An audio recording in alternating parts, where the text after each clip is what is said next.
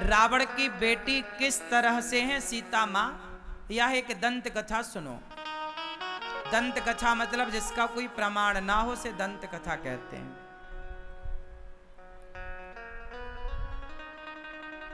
एक बार रावण ने सभी संतों को, अधिकांश संतों को उस रावण ने मारा।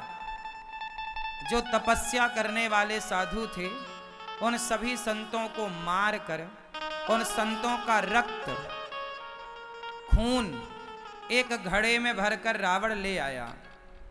तपस्या करने वाले संतों को मारकर उनका खून एक घड़े में भरकर रावण लाया और रावण उस घड़े को पत्नी मंदोदरी को देता है। मंदोदरी, इसे अपने पास रखो, जब हम मांगें तो दे देना। मंदोदरी ने सुरक्षित अपने कमरे में उस घड़े को रखा। उस घड़े में संतों का खून था, रक्त, ब्लड। एक दिन रात को मंदोदरी को प्यास लगी। क्या लगी? प्यास। नींद में होने के कारण उसी घड़े के खून को पानी समझकर मंदोदरी पी गई। और जब उस खून को पी तो बाद में याद आया, अरे ये तो कोई गलत चीज है, खून है। पर कुछ बूंद तो अंदर चली ही गई। तो उस रक्त की बूंदों को पी जाने से मंदोदरी गर्भवती हो गई।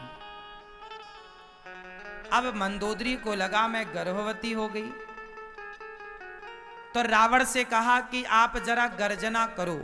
रावण गर्जना करता था तो गर्भवती नारियों के गर्भ गिर जाते थे। रावण ने गर्जना करी तो मंदोदरी का गर्भ गिर गया।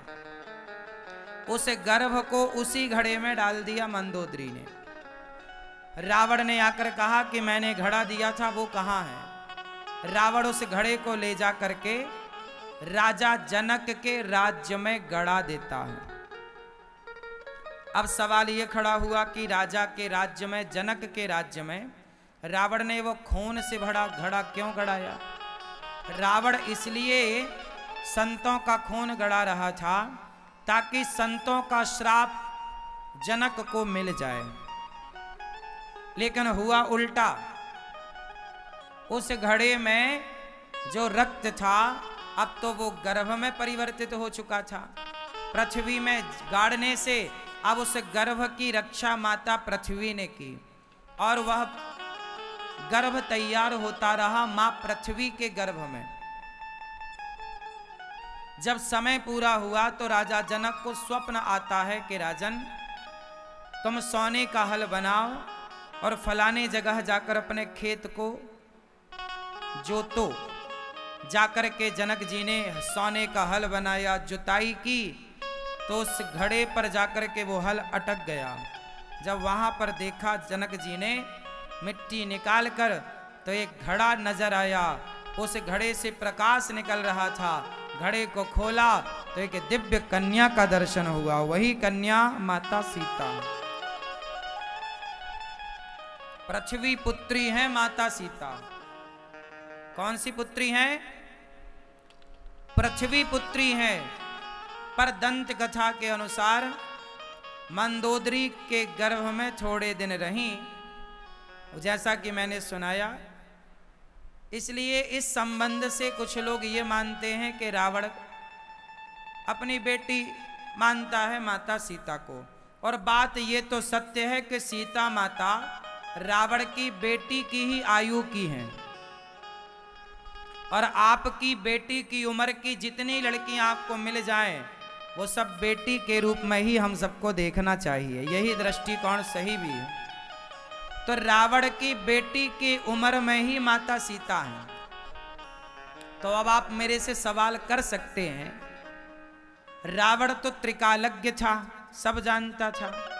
तो फिर जब जानता था कि सीता बेटी की उम्र की है, बेटी है, रावण तो बड़ा पंडित था, सब जान जाता था, तो ये भी जान गया होगा कि ये मेरी इस तरह से बेटी हुई।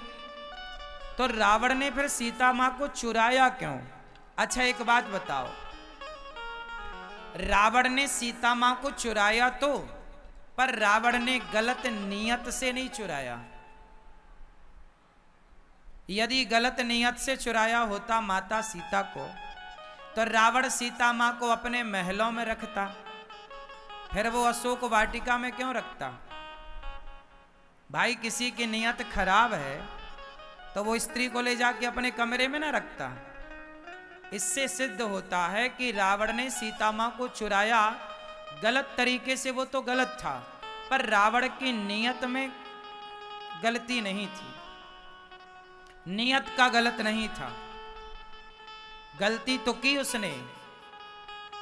अच्छा, रावण ने सीता मां को चुराया, लेकिन सीता मां के साथ उसने जोर जबरदस्ती तो नहीं की। सीता मां का कुछ बिगाड़ा नहीं रावण ने, पति से अलग कर दिया। ये तो दिख रहा है कि पति से अलग हैं, बड़ा कष्ट है सीता मां को, रो रही हैं, ये सब अलग विषय है, पर रावण की नियत में खोट नहीं। रामायण में एक प्रसंग आता है, हमारे गुरुजी कहते हैं कि रावण रोज सवेरे सवेरे आता और सीता मां का रोज दर्शन करके चला जाता। रावण जानता था कि ये जगत जननी जगदम्बा है, तो जब जानता था तो चुराया क्यों? इसलिए चुराया क्योंकि लंकावासी मांस खाके, शराब पी के तामसी हो चुके थे, पापी हो चुके थे। ये पापी लोग तपस्या तो कर ना पाते, तो रावण सोचा कि मेरी लंका के लोगों का उद्धार कैसे हो। साधु संत तो जप तप करके उद्धार कर लेंगे, पर मेरी लंका के लोगों का उद्धार कैसे होगा? तो लंका के लोगों का उद्धार हो सके, इसलिए उसने राम से पंगा ले लिया। राम से क्या ले लिया? पंगा। और राम की पत्नी को ले आया, और राम से युद्ध में रावण ने सबको भेजा। रावण सबसे अंत में गया लड़ने, पहले बेटा को, पोता को, प्रजा को, सबको भेजा, जाओ। जितने पापी थे, रावण बोला करता था, रे तूरा ध्यान लगा ले, थोड़ा थोड़ा भगवान का चिंतन कर। तो क्या बड़े बाप की औलाद ना अक्सर बिगड़ जाती है, तो रावण की औलाद बिगड़ी थी। अब अपनी औलाद को वो सही दिशा में लाए कैसे? और गलत दिशा में थी तो सब नरकगामी बनते, सबका नाश होता। तो रावण सोचा कि जब सबका नाश होना ही है तो राम के हाथों मरकर मोक्ष पा लेते हैं सब लोग। तो रावण ने अपने सारे बच्चों को, 1,00,000 बेटा थे रावण के। कितने बेटा थे? बोलो। 1,00,000 बेटा। अब सोचो, तुम्हारा एक बेटा सुनता नहीं है, तो रावण के 1,00,000 बेटे कितने सुनते रहे होंगे? तुम एक बेटा से परेशान हो तो रावण 1,00,000 बेटा से कितना परेशान रहा होगा। तो रावण ने सोचा कि इन बच्चों को, अब ये तो नालायक हो गए हैं, रास्ता भटक गए हैं। रावण के सामने रावण के बेटे गलत काम करने लग गए। रावण चिंता में डूब गया कि मेरी संतान बिगड़ गई, अब इसे सही राह पर लाया तो नहीं जा सकता, लेकिन मेरी संतान है, इन सब का उद्धार हो जाएगा तो मुझे अच्छा लगेगा। सबको यही लगता है। देखो, अंत में भगवान मिल गए तो सब हो गया, ईश्वर मिल गए तो सब अच्छा हो गया, अंत भला तो सब भला। तो रावण सोचा कि चलो 1,00,000 बेटा है, 1,25,000 नाती हैं, इनका उद्धार कैसे हो। तो राम से पंगा ले लिया। और सुनो, युद्ध करते करते ना मेघनाथ वापस आ गया था। ध्यान से सुनना, पहली बार तो मेघनाथ ने लक्ष्मण जी को मारा, शक्ति लग गई। फिर सुखैन वैद्य को बुलाया, वो हनुमान जी संजीवनी लाए। लक्ष्मण जी को पहली बार में तो मेघनाथ ने मार ही दिया था। लक्ष्मण जी बिल्कुल मृत्यु के मुंह से वापस आ गए। लेकिन जब दूसरी बार युद्ध हुआ, अच्छा एक बात बताओ, लक्ष्मण जी को क्या मारा था मेघनाथ ने? शक्ति, क्या मारा? एक शक्ति बाण था मेघनाथ के पास। उस शक्ति बाण को मारा तो लक्ष्मण जी बेहोश हो गए। अच्छा, जब दोबारा मेघनाथ का युद्ध लक्ष्मण जी से हुआ तो मेघनाथ ने दोबारा भी उस शक्ति का प्रयोग किया था, लेकिन दूसरी बार में वह शक्ति लक्ष्मण जी को प्रणाम करके आ गई। तब ब्रह्मास्त्र का प्रयोग किया मेघनाथ ने। इस संसार का सबसे श्रेष्ठ अस्त्र है ब्रह्मास्त्र।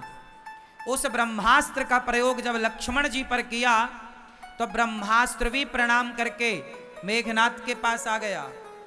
फिर सुदर्शनास्त्र का प्रयोग किया तो सुदर्शनास्त्र भी प्रणाम करके आया। तब समझ गया मेघनाथ कि ये राम लक्ष्मण साक्षात नारायण है। तुरंत मेघनाथ भागा, पिताश्री। रावण आया, क्या हुआ? ये राम लक्ष्मण कोई सामान्य नहीं, साक्षात नारायण है। ये लक्ष्मण साक्षात शेषावतार है। सुदर्शन प्रणाम करता। अच्छा, सुदर्शन किसे प्रणाम कर सकता है? या तो राम को या तो लक्ष्मण जी को, और किसे प्रणाम करेगा? सुदर्शन साक्षात भगवान हैं, वो किसे प्रणाम करेगा? मेघनाथ जान गया कि ये गड़बड़ है। पिताजी, सीता मां को लौटाओ, चलो चलते हैं राम की शरण में। मेघनाथ ने प्रस्ताव रखा अपने बाप के सामने।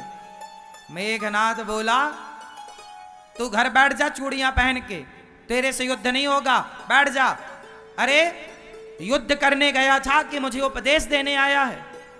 कोई भी हो, लड़ना है।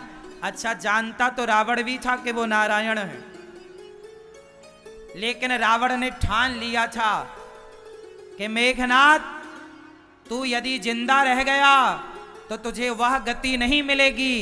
लक्ष्मण के हाथों मर जाने से ही तेरी भलाई है। मर जाने पर तुझे परम पद प्राप्त होगा, जिंदा रह के कुछ ना मिलेगा। इसलिए रावण जानता था, इसलिए कड़वे वचन बोलकर मेघनाथ को भेज दिया। मेघनाथ की मृत्यु हुई। कुंभकर्ण सोया पड़ा तो रावण ने जगाया कि मैं ही अपना मोक्ष क्यों करूं, भाई को भी ले चलूं। कहा, सोते सोते क्या मिलेगा, चल। तो मेघनाथ कुंभकर्ण का भी उद्धार कराया। तो रावण सब जानता था। रावण कोई मूर्ख नहीं था, रावण बड़ा पंडित था, ज्ञानी था। रावण ने अपने प्रजा का, पुत्रों का कल्याण, उद्धार करने के लिए इस प्रकार की नीति रची, इस तरह का काम किया।